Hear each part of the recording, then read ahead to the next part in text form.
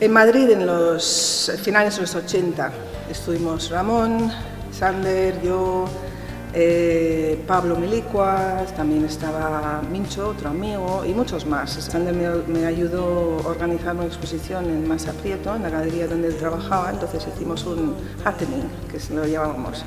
Entonces hicimos muchos sombreros y Sander me ayudó en ese momento ir del clásico, lo normal, entre comillas, a meterme más al ridículo, ¿no? Pero hacia, ¿no? Que era muy divertido. Por ejemplo, hicimos un sombrero que era una caja, otro de una cabeza con un hombre fumando un cigarrillo.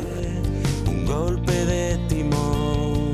Ya en Nueva York, pues vivimos en el Hotel Chelsea, que era un sitio pues, bueno, lleno de vida, ¿no? Y en 1993, por ahí, que había una moda de llevar sombreros enormes. Entonces Sandra decía, ¿pero qué es eso? ¿Cómo pueden ir la gente con unos sombreros tan grandes? Que no puede ser. Él decía, pues yo quiero un sombrero, pero más grande, el más que puede ser. Y al final terminamos haciendo el sombrero, todo funcionaba, bajaba las orejeras y también la visera y todo iba como, pues, con sus funciones, ¿no?